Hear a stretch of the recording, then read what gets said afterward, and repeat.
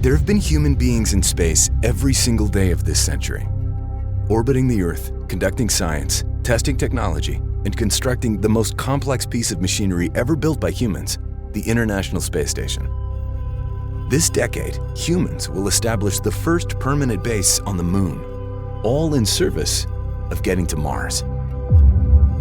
As we stand on the cusp of deep space exploration, we face a profound truth.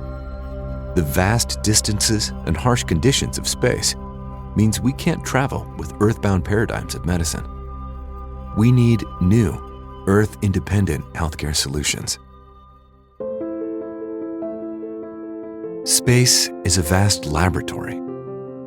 Our work in microgravity is telling us brand new stories about what it means to be human.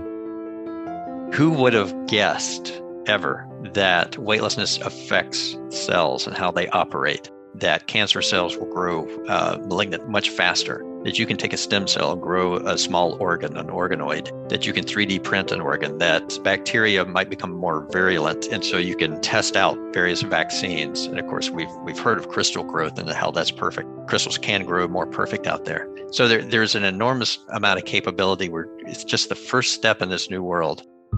Now, we're on the brink of a new era.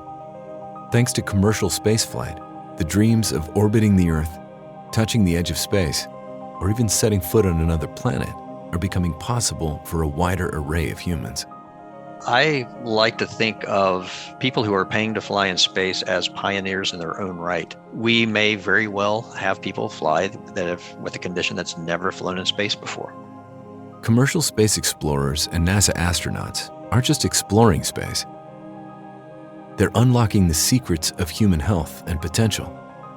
Astronauts on the space station are also subjects of experiments, so there's data collected on us before we launch, there's data collected during the flight, and also post-return, post-landing. So much like any other scientific experiment, those results can take years to be processed and to filter out. As we expand human presence in space, there remains a tremendous need to create healthcare solutions that enable us to not just survive, but thrive. This is going to require a very new way to do science and a new way to do these types of design requirements for hardware and systems, because we're going to have teams of engineers, scientists, clinicians, programmers working in an extremely intertwined manner to develop these types of deep space precision health systems. Innovations in AI in healthcare, multiomics for precision health, and digital health remote monitoring are the backbone of ensuring our health in the challenging environments of low Earth orbit and the vast unknowns of deep space. These are internationally and nationally precious resources we have with spaceflight data that have implications for spaceflight research, but also implications for the transfer of that knowledge and back to Earth, so we can develop systems back on Earth inspired by the systems that we deploy in space. And I would love to see, with this vastly increased number of people going into space, to make sure we're all communicating with each other. We're going to have different capabilities, and to include NASA and to say, these are the effects on all our people. Our N, if you will, in the experiment is going to go way up. And it's going to be an experiment. Spaceflight is a wonderful thing.